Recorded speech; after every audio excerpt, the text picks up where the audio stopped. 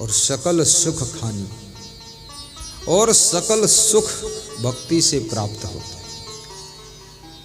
ये यहाँ जो लोग 4-5 हजार बैठे हैं, ये फालतू नहीं बैठे, इनको सुख मिल रहा है और सुख मिलेगा।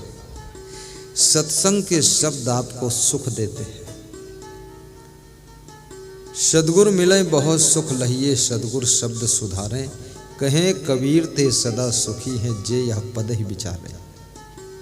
कबीर साहब कहते हैं शक्कर मिल जाए तो मिठास मिल जाती है, और फूल मिल जाए तो सौंदर्य मिल जाता है, और पानी मिल जाए तो प्यास बुझ जाती है, और रजाई मिल जाए ओढ़ने को तो ठंडी चली जाती है।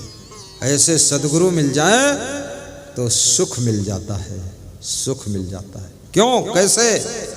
उनके जो ज्ञान के शब्द हैं वह हमारे जीवन का सुधार कर देते हैं, और जीवन का सुधार वहीं से सुख का स्रोत निकलता है।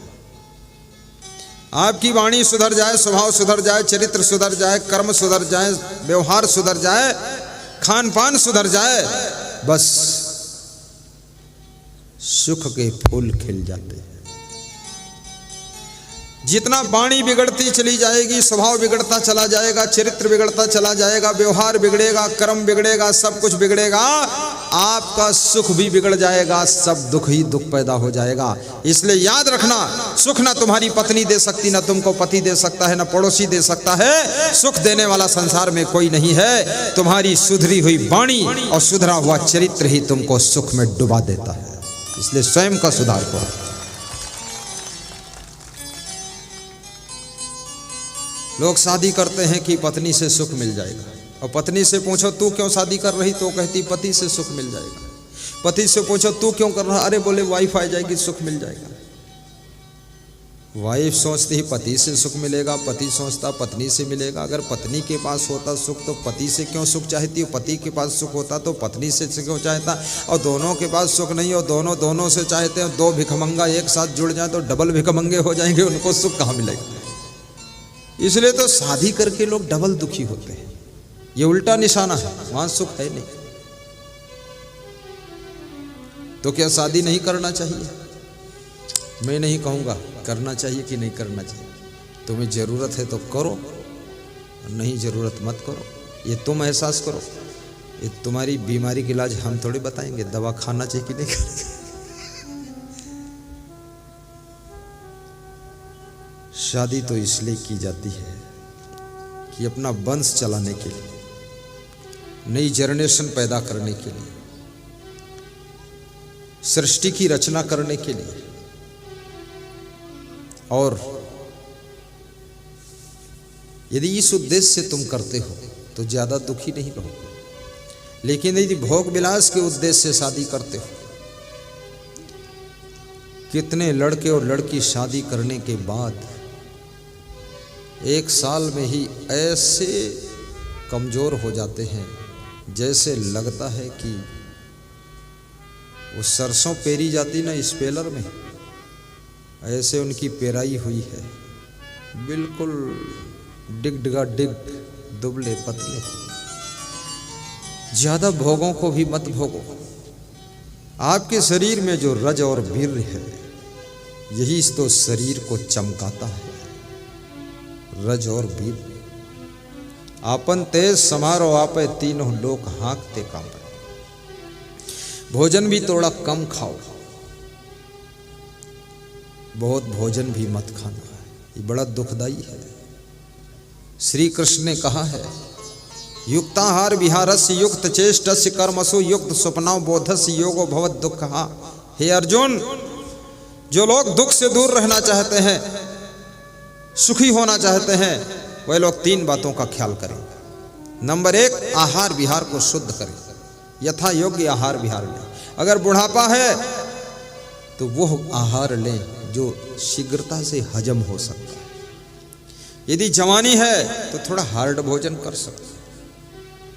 यदि बचपन है तो लिक्विड ज्यादा लें, इसलिए बच्चों को दूध पिलाया जाता है। और यदि बीमारी है तो बीमारी के अनुकूल जो भोजन हो उसी को ग्रहण करें। डॉक्टर ने कहा खिचड़ी खाना, तुम खीर खा रहे हो। डॉक्टर बोला है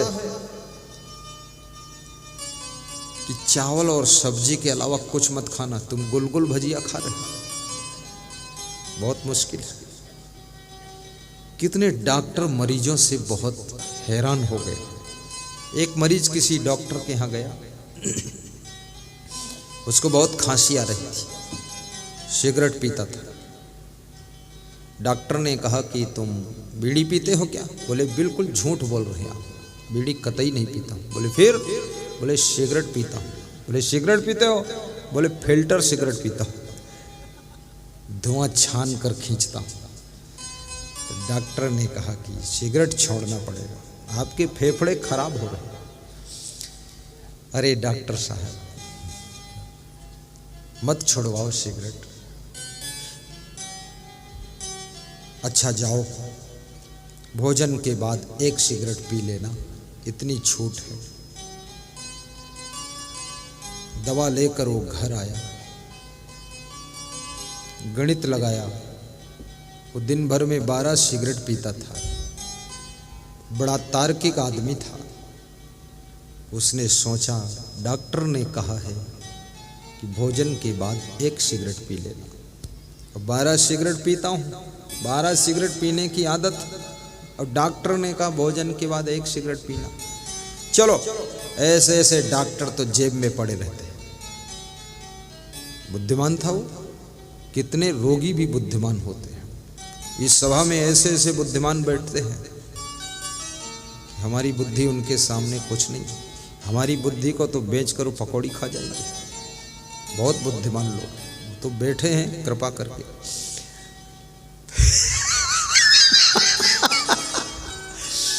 तो उसने गणित लगाया, तर्क किया, और 12 बार भोजन खाना शुरू किया, और हर बार एक सिगरेट पी लेता था भोजन के बाद। 7 दिन में उसके शरीर में सूजन आ गई, सब शरीर फूल गया, क्योंकि सिगरेट का नुकसान तो था ही, अब 12 बार भोजन किया तो भोजन का ही रिएक्शन हो गया, क्योंकि इतना भोजन सब बदहजमी कर गया। 7 दिन बाद डॉक्टर के यहाँ लुढ़कते पुढ़कते घसीटते फसीटते पहुंचा। डॉक्टर उसको देखकर पहचान नहीं पाया। बोला पहली बार आए हो? नहीं नहीं डॉक्टर साहब, मैं तो आपका पुराना मरीज हूँ, 7 दिन पहले आया था, आपने बताया था कि भोजन के बाद एक सिगरेट पीना, वही हूँ मैं। बोले ये सिगरेट की वजह से ऐसा हो गया, शरीर फूल गया, सूजन आ गई? बोले हुआ तो सिगरेट की वजह से ही है। बोले कैसे हुआ? बोले आपने कहा था भोजन के बाद एक सिगरेट पीना, और मैं 12 सिगरेट पीने का आदती था, तो मैंने गणित लगाया, तर्क किया, तो 12 बार भोजन किया, और हर बार भोजन के बाद एक सिगरेट किया, तो ये हुआ तो सिगरेट के कारण ही। डॉक्टर ने अपना माथे का पसीना पोंछा, कहा माफ करना, तुझे मैं ठीक नहीं कर पाऊंगा, उल्टा काम कर रहे हो। ऐसे लोग बहुत दुख पाते। बीमार होना, परहेज जरूर करना। परहेज 80% दवा है। लंबी सांस खींचो, 50% इलाज है। कितने लोग सांस बहुत धीरे धीरे लेते हैं, ऐसे उनकी नाक पुन्न पुन्न करती है। सांस खींचने में भी उनको बड़ी ताकत लग रही है। खुद की नाक है फिर भी सांस नहीं खींच रही, जोर से।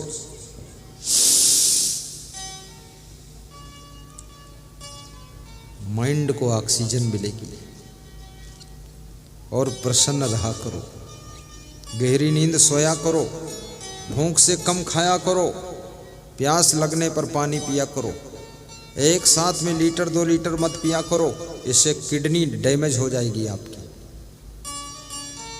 एकदम लोड पड़ेगा उसके ऊपर जाकर। कितने लोग नल में मुंह लगा देते हैं, चुल्लू लगा के बाल्टी भर पी जाते हैं। ये गलत तरीका है। 10 मिनट बाद फिर पी लेना, फिल्टर होने दो उसको। भोजन 3 टाइम खा लो बुरा नहीं, लेकिन एक टाइम ऊंट की तरह मत भरो पेट। फेल हो जाएगी ओवरलोड हो जाने के बाद। पेट की मोटर में खाने की सवारी कम भरो, फेल हो जाएगी ओवरलोड हो जाने के बाद। श्री कृष्ण यही कहते हैं, यथा योग्य आहार और विहार। विहार का मतलब है बैठना उठना। किन किन लोगों के साथ में तुम्हारा बैठना उठना चलना फिरना लेन देन रहता है। गलत लोगों के साथ बैठना उठना बंद करो। ताश खेलने वालों के पास में बैठोगे, जब पुलिस आएगी ताश खेलने वाले तो भाग जाएंगे, तुम्हारे 2 डंडे लग जाएंगे, दुख तुम पाओगे। संगत से सुख उपजे कुसंगत से दुख होए, कहीं कबीर तह जाइए जहां अपनी संगत हो। संगत का बहुत बड़ा प्रभाव। कैकेयी राम से बहुत प्रेम करती थी, लेकिन मंथरा की संगत में कैकेयी की बुद्धि बिगड़ जाती है। और मंथरा की बुद्धि कहां से बिगड़ती है? कौशल्या अपनी दासी को इनाम देती है, और कौशल्या की दासी इनाम लेकर के जब जा रही है, मंथरा से भेंट होती है। मंथरा पूछती ये कहाँ मिला? बोले कौशल्या ने इनाम दिया। क्यों दिया? बोले राम का राज तिलक होने वाला है, इसलिए बेटे के राज तिलक की खुशी में मां कौशल्या ने हमको इनाम दिया। मंथरा सोचती है अगर कैकेयी के बेटे भरत का राज तिलक होता तो शायद कैकेयी हमको इनाम देती। छोटी सी चीज का लालच अयोध्या के पूरे नक्शा को चेंज करके रख देता है। मंथरा विचार में पड़ जाती है, कुछ ऐसा समीकरण बदल दूं जिससे कि भरत का राज तिलक हो, मुझे इनाम मिले।